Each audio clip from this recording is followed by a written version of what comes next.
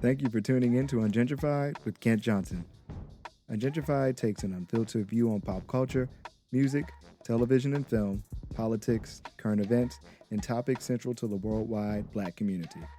Ungentrified is a safe audio space for celebrating Black culture in its purest form.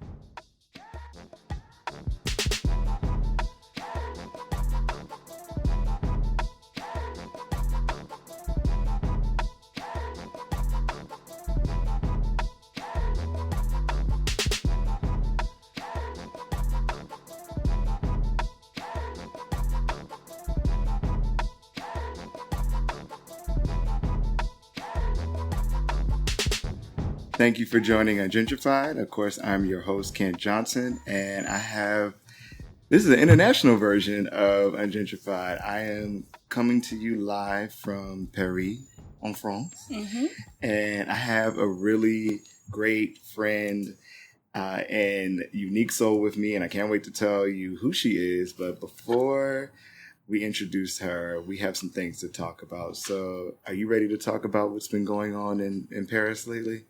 Yes, I'm ready. Yes. So, of course, I was lucky enough to be in town for the World Cup, which is the first time in, 20 years? In 20 years. That's crazy. Yeah. And it was crazy. The block near my hotel was popping. Everyone was in the streets, and I saw everything from babies being put on cars to people twerking on cars. And the block was so hot that I didn't even make it to Afropunk until later on that evening. But the thing that's been on topic for the World Cup is the fact that the majority of the team was either Muslim or immigrant, which are two soft points right now. Black. Yes.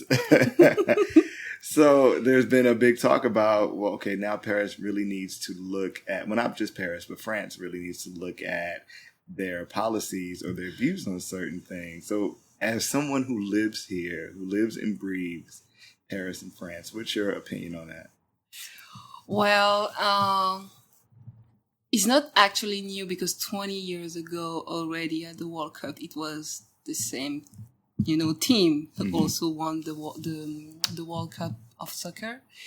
And it was children of, immigrants from Algeria and Caribbeans and Africans. And today it's the same, except that it's the third generation. So it's really, I'm laughing because every time it's like the France is discovering the whole shade of people living here when something big such a World Cup happened. But and when you hear to those guys, they are French, they are Parisian actually. They comes from Bondy, they come from other suburbs all around Paris, and it's something that, and when you listen to one of the people, especially Mbappé, who said that I really want to represent France. That's really, really strong. He said that to an interview, I want to represent France. I want to represent all the French. And, it sounds like, we really need, these countries need to really look at their history and to really embrace all the people living here. We cannot wait anymore that such an international event to arrive. And I think this is the big challenge. And the new generation of African descent are really changing the narrative right now in Paris. Yeah, it was interesting to see. So where my hotel is in the city, it's a big population of African Parisians and Muslim people. So all of the people that I saw, they were celebrating the fact that their respective country or people from their religion were a part of the team. I saw French flags, but I also saw flags from Senegal, Cameroon, all these places outside of the red, blue, and white flag for France. So that was a very interesting take for it for me. Actually, what people says is that it's African. an African country who won this cup, you know?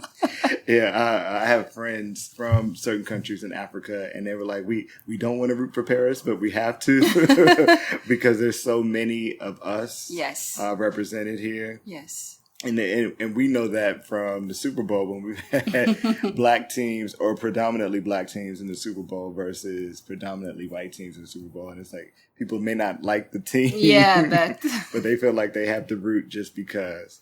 The other topic we have today related to France is also about race. So in the last, I think, week or so, news came out that they wanted to remove the word race from the Constitution here. And when I read that, I was surprised to learn that this wasn't a recent thing. They've been talking about this for like the last 10 years, doing it. So if we were to read the first article of the Constitution before they removed the word race out of it, this is how it used to start. It would be, France shall be an indivisible, secular, democratic, and social republic. It shall ensure the equality of all citizens before the law without distinction of origin, race, or religion. And now they want to take out race, and I think they're replacing it with gender, if I remember correctly. Yeah, so they're not just removing race. They're adding... So they're replacing it for yes, gender. Yes. So as a woman, a black woman, a Cameroonian woman in Paris, in France, what's your take on that change? I think this would... actually reading it like you're reading it right now, it changed everything because it seems like, if I'm someone coming from Asia, I would think that, okay, that's fine, but I'm still not seeing all the diversity of the country. So, to one point, it's something good, but it's like in France, we have what we call the laicity, which says that France is a country without no established religion or certain kind of, no established religion, meaning that you cannot express on public your religion. It's something that has to stay intimate, which also comes out every time that you have some problem with a girl, for example, going at school and being covered. So they say, no, we are a laicity country, so you don't have to express your religion outside of your family house. For a country like France, people need, when they read at the Constitution, it needs to be clear that France is diverse. France is with black people, Arabian people, Portuguese people, Indian people.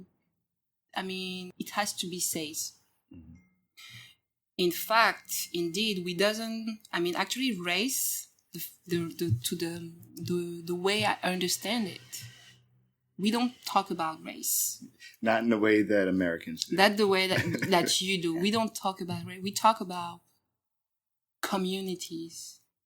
And even that word is not really used. And I think, to me, to replace it by gender, no, it will completely put people on another path of what they understand about France. Yeah. Especially me working in tourism. What I see is that people will still continue to see France as being only a white country, which is not true. Not at all. So, no, I think it's time for France to face people living here for third, fourth generation. The people who embrace, these countries, like we have been seeing it at the World Cup, with all those young players claiming that we are French, we are proud to be blue, we are proud to be French, vive la France. So, let's talk about the fact that, you can be French and black and Arabian and, and Muslim and all that. Yeah, when I read it, it was like, are we saying that there's no more race problems in France? Because that's not the truth. Actually, it's completely... Do you know Rokhaya Diallo? No, I don't. It's a French black journalist and also, I don't know the English word for that, but militant. Oh, yeah. And she has been attacked because she said that in this country we have an institutional racism. which means that it's something that it's established. Right. And she has been attacked by some of the physically politics, not physically, but from the politics and the media. Really, it was something. And she said, I'm just saying the truth, and this is a fact that we need to start talking about it. And people are saying, some politics are, say that you don't know what you're talking about. Why are you talking about racism when you can go on TV and speak, and we are giving you voice to express yourself. You're having these, friends have given you this. And you say, well, first, friends haven't given me nothing. I'm French. I'm born here, right. So I don't own something. I'm born here. And there is a problem about talking about racism problem in France because it's like, it doesn't happen. Right. But black people are more controlled by police on the street than white, people. Yeah, I saw it in Goutte d'Or. In La Goutte d'Or. Yes, yesterday, walking through, we saw the police, and it was 3 white policemen and 2 black men, and we could tell by the interaction that they were being harassed. Yeah. And it's just like, oh, that feels very familiar. Yeah. And like you said, France would have you believe that, oh no, everyone's the same. But as you mentioned, institutionally, we know that that's different. But it's easy for them to hide it here. It's really easy. I mean, France has this idea of, something like a country being one, and then meaning one color, one people. But that's not true. France is diverse. France is, the way France. I have met some French that are named Pieds Noirs. I didn't know when I was a teenager what it means, but Pieds Noirs meaning actually black feet. Those are the people, the French people being born in North Africa, especially in Morocco, Tunisia, and Algeria, when they were colonies, and who were born there, so they call them Pieds Noirs, and they're very proud to say that I'm Pieds Noirs, and I was born in Morocco. And then when the colonies start to revindicate, their independences, they had to left those countries and to get back to France, and they have to start again to a new life like strangers in France. And for some of them, it has been difficult to adapt.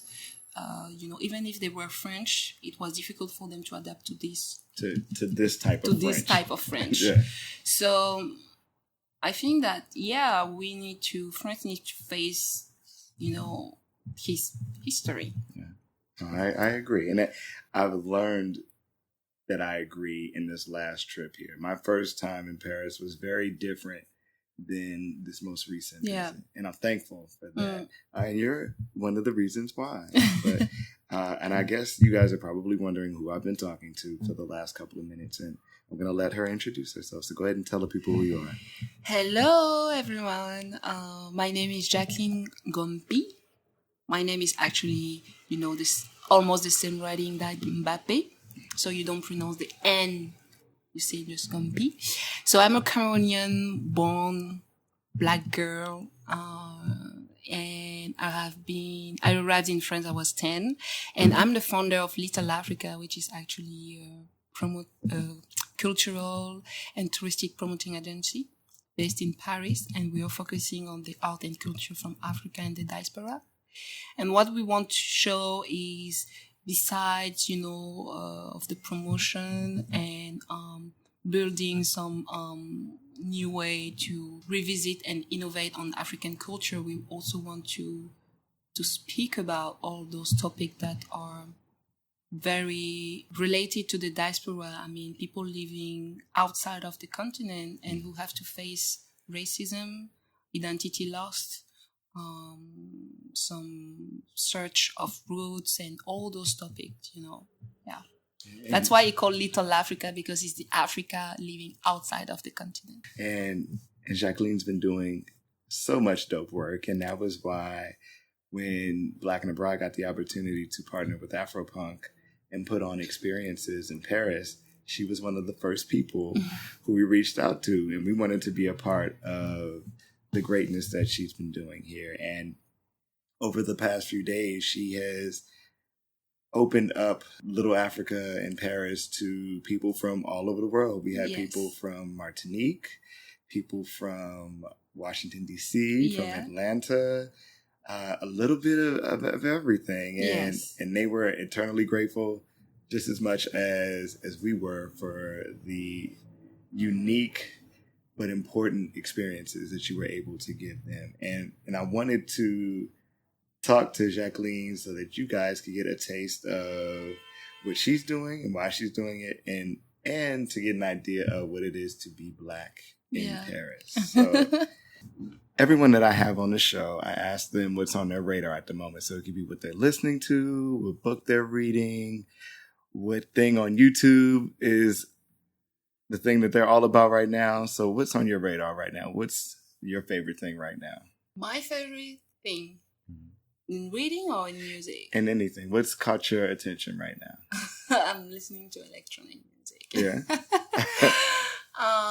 Right now, electronic, especially Afro hours from Angola. Oh, okay. Yeah, I'm yes. Yeah. I'm loving it a lot. Yeah, I have discovered Mahalia. She was at Afropunk this weekend, and I had never heard of her, but everybody was super excited about her performance. And I heard some of it, and then I started to research, and she's really dope. So I have been discovering Mahalia right now. So Jacqueline, tell us about the moment when you decided that you had to create Little Africa.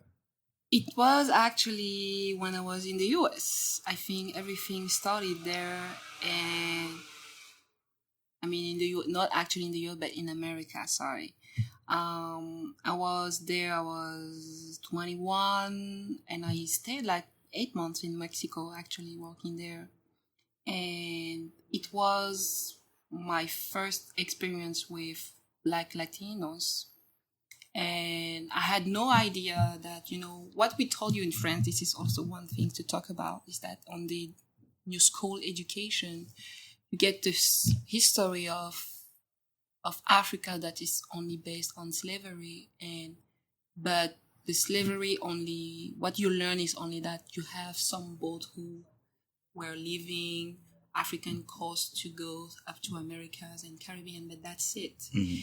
So you have, and you watch TV, what you see about South America is only white people. So on my mind, it was like, in Mexico or in Belize or in Brazil or in Colombia, they're all white, So I met some Mexicans, and they thought that I was a Colombian girl or a Cuban girl because, of course, I speak Spanish. And they were really surprised when they learned that I'm African living in France.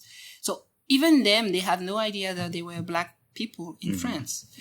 So we started questioning, and my Mexican friends were really curious about my culture. And I felt that,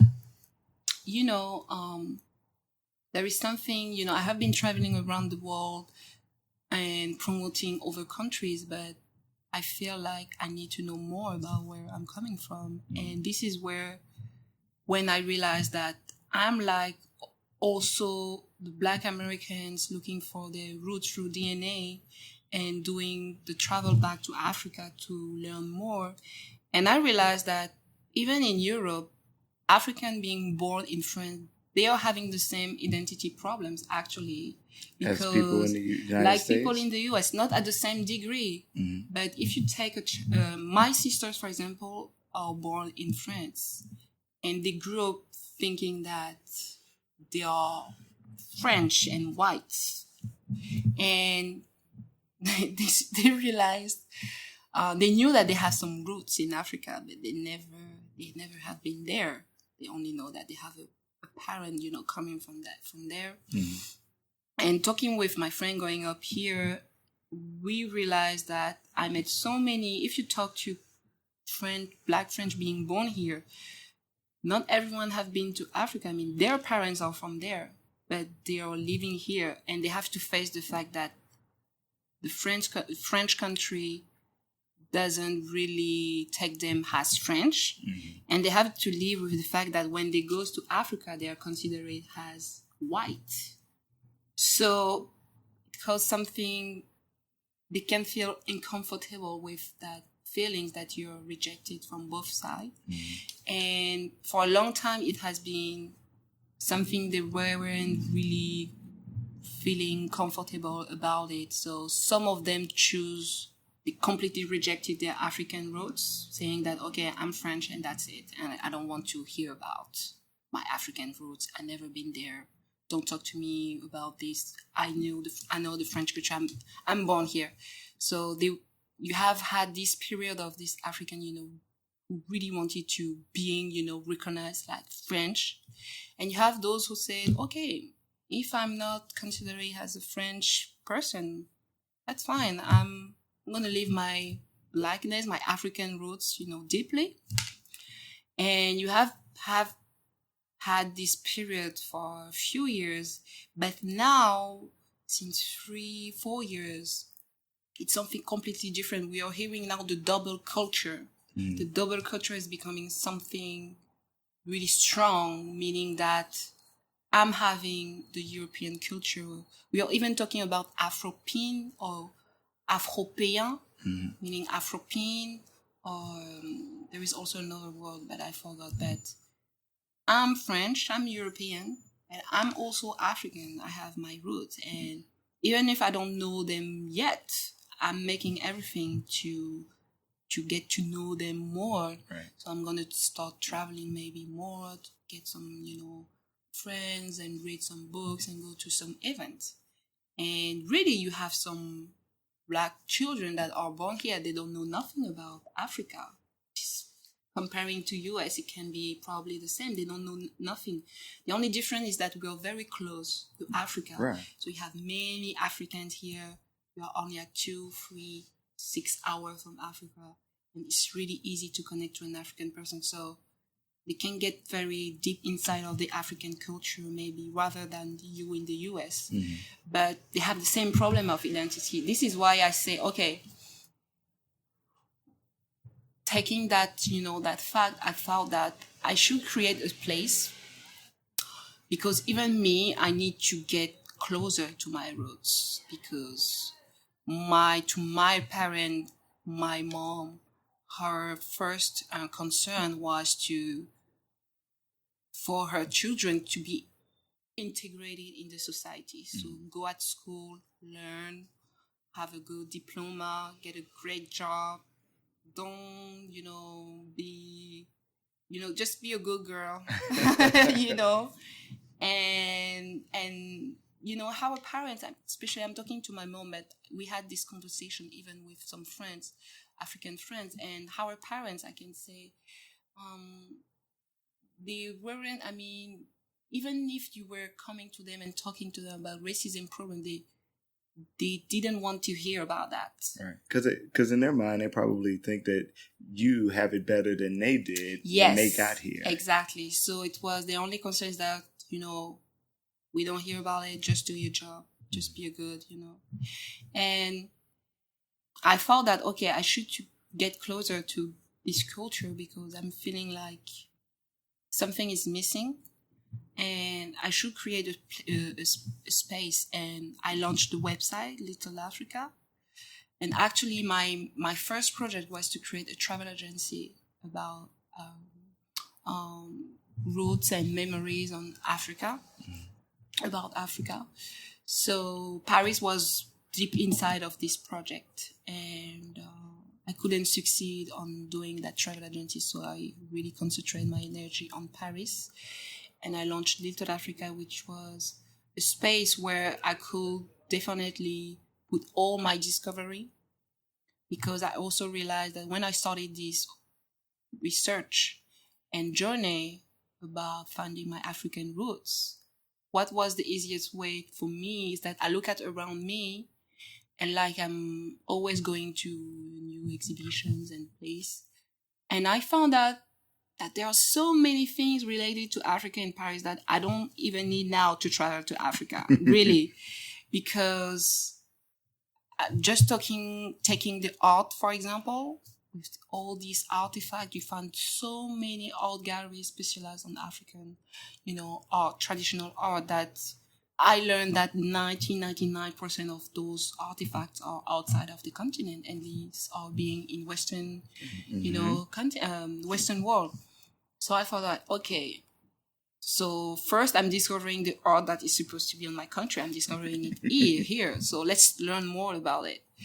And then we had more and more events, African events on food, on fashion, and new places opening, restaurants, shops, something every time new. And then I started looking at the buildings, the names of some streets, some experience. And I thought, oh, this city smells Africa. Like I'm seeing Africa everywhere. And I thought that, okay, this should be like a guide online where everyone, I want to get my generation, the French Black generation, the opportunity also to discover all of this and to learn more, to get closer of this. And this worked actually because we are having more and more comments about Black French, and even the people being mixed or the people being in couple with an African person who were looking also for a place where they can feel, how I can say, good. Yeah. And talk about the double culture, the fact that you're here, like Marvin Gaye says, everyone, not everyone, I don't know the English translation, but he says that tout le monde sera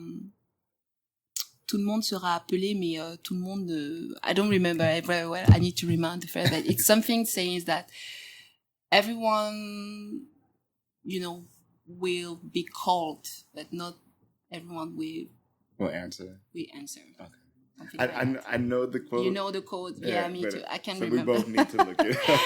But anyway, so people are the French new generation, from 20 to 30s, they are asking themselves, with all this Africa rising, so what am I going to do? I should go and travel there, go back to Africa, but I don't know where to start.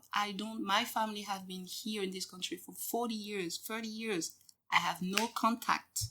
I know nobody. So what should I do? And my family is here. I'm having my wife here. I'm raising my child here.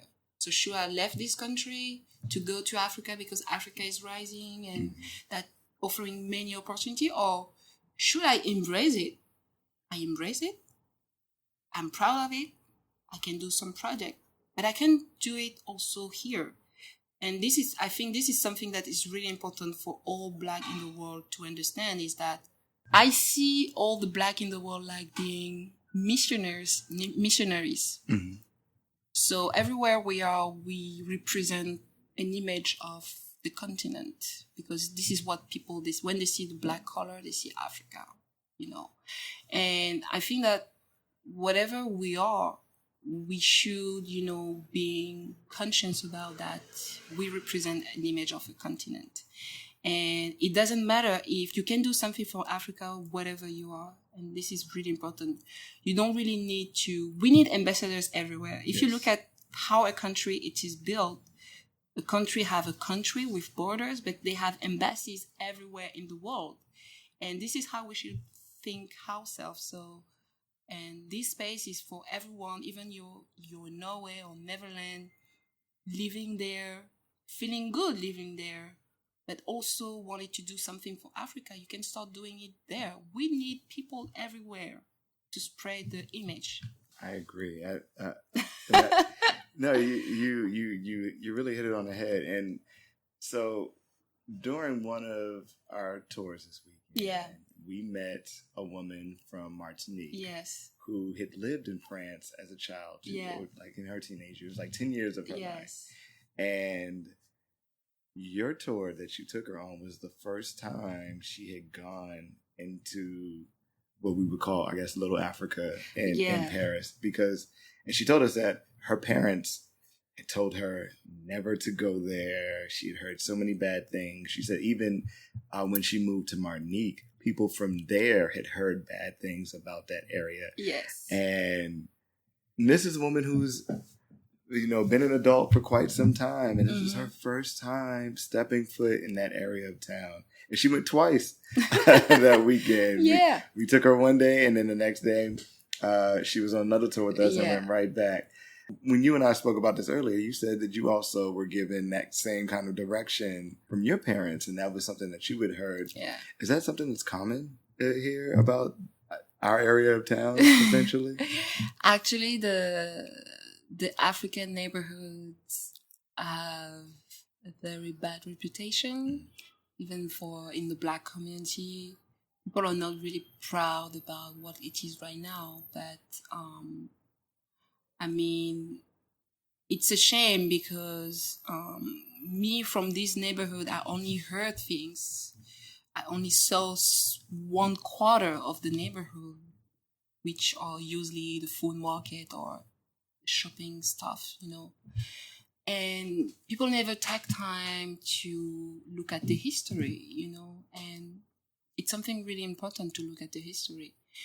It's a shame because this is the neighborhood are having a bad reputation because they are crowded, they are dirty, they are, have some traffic, but not drug traffic, really like deep. It's not a ghetto, actually. People can describe it like being a ghetto, but it's not a ghetto. I felt at home. Yeah, you know what I mean? It was one of the first times I felt like I was at home in Paris. So it's something really, I'm not surprised about, this example with this Martinican girl, because even in some African, who are having a good position and a good job in life, getting their, their money very well, living in a good house or very beautiful neighborhood, they will never go there, clearly, because they consider it as shit. And because most of it is not because they consider it as shit, it's because they don't want to be assimilated to those Black being there. That's the difference. Yeah. And to me, even me, for example, you're here in my office in the 8th district, which is known as one of the most expensive and rich district in Paris. But I'm spending every day doing tours in the 18th district. Right. And to me, it's something, people are still, authentic over there. And that's why I think that it's a shame.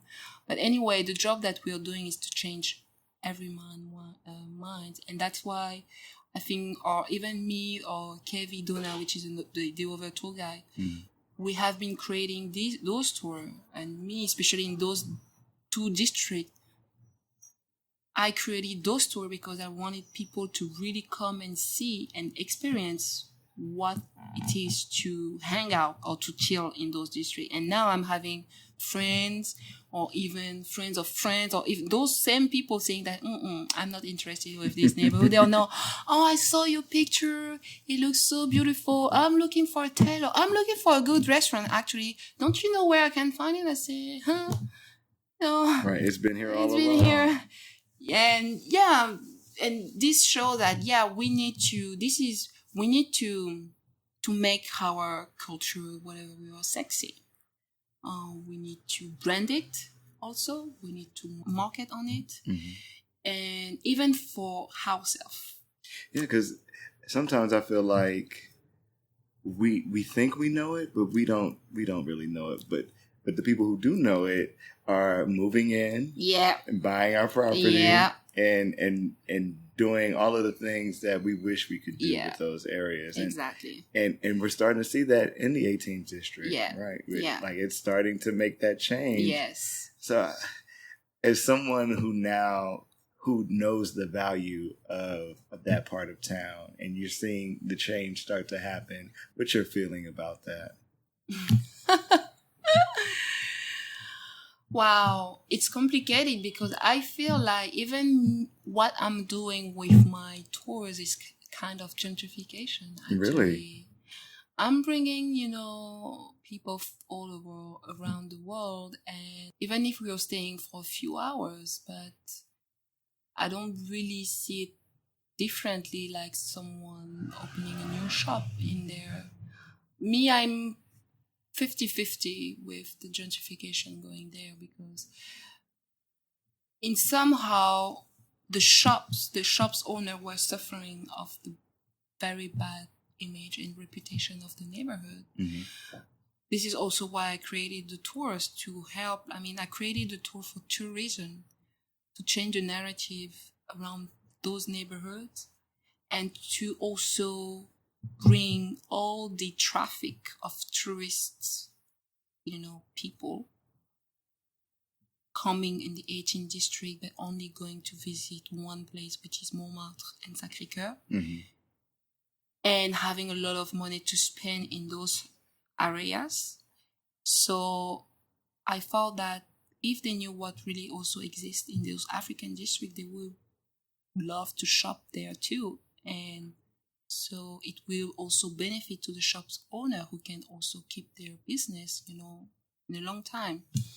And this works actually. And that's why I feel like I'm also doing gentrification thing, because those new shops are bringing also new types of clientele in the neighborhood, having more money, spending more money.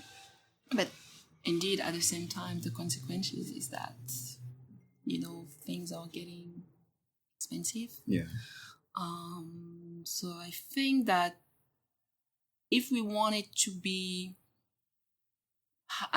to remain almost the same, we also need to invest even ourselves, and maybe buying also some place, maybe to open a business. Apartment maybe not becoming expensive, but I mean that we need to invest. And we also need I'm talking to all rich Black people around the world. Even if you're living in very rich neighborhood, making money and being rich, go and invest in those kind of places, because we cannot complain about gentrification and not having our own people coming and buying those places. We have to invest.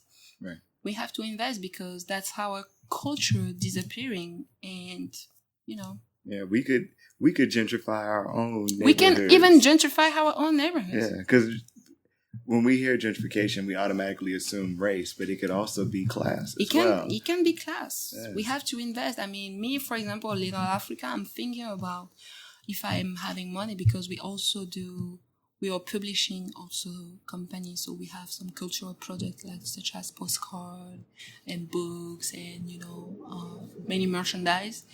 And yeah, we are thinking about opening like a little shop, a little Africa shop. And why not being there? Why not? And, or even if people are recommending some nice place, a nice neighborhood, I'm saying that, but me, I'm interested in this ghetto because I know that in 5-10 years it's gonna be different. And I love the life, the way people are still having this, how can I say, people are still remaining authentic. It's the only place in Paris where I can go and really feel like home, like in Africa, when I can ask someone, please, can you give me 10 euros? I need it. I will come back. I can come back in 10 days. Or if I need someone to help me with some of my luggage, or someone to drop me somewhere, or if I want to eat, you can negotiate every time. Yeah. It's home. It's home. It's home and home. it's family.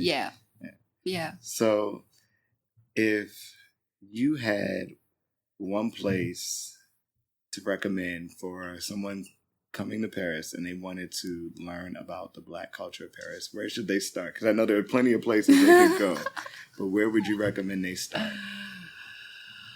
Wow. Actually, I would say the 18th district. 18th district. La Goutte d'Or. It's a place they will feel. I mean, so many people who come to my tour, especially Americans from New York or from California, they felt like, oh my God, we are in Harlem or in Brooklyn. Or this seems like, say, oh yeah. And they felt so, it reminds them, like Harlem used to be or Brooklyn used to be. Yeah, it does. Because now it's all gentrified. Mm-hmm. And I would say, yeah, this district, clearly. But now to really experience what it is to be like black in France, you really need to have a tour guide. Because there it's home, but nobody will take time to... First, they doesn't speak English a lot, and nobody will take time to, get you situated. No. They don't have time for that. No, yeah. So the first place they should come is to you. It's to me, or also my colleague named Kevin Donna of Le Paris Noir, who is doing an amazing job too. To him, definitely we are. Yeah. So, Jacqueline, tell the people where they can learn more about you and the Little Africa movement. All right. So we have a website online, www.littleafrica.fr, not .com, fr. Yes. We are also on social media at Little Africa Travel, where we showcased all the places related to Africa in France, the experience. We also have the Little Africa Paris Instagram, which is more the art, and culture of Africa in the diaspora. We are on Facebook, on Twitter, and sometimes we also do some tour, international tour, especially when we launch a new book. Yes. Yeah. And if you're looking to prepare for your trip to Paris, you want to learn about Little Africa, Jacqueline has a book that is dedicated to just that. Yes. And they can find out about that on your website. Yeah, right? On my website. Right. Jacqueline, thank you so much. Thank you, Ken. Thank you for having me. Oh, no. C'est bon. C'est bon. Of course, you guys can find the podcast on Instagram and Twitter as well, Ungentrified Pod, and of course our website, ungentrifiedpodcast.com. Thanks for listening. If you like what you hear, do me a favor, tell a friend, share it so that other people can hear and we can keep this thing going, because I told you guys it's a thing and it's going to remain a thing. Jacqueline, thank you so much, and we'll see you next time.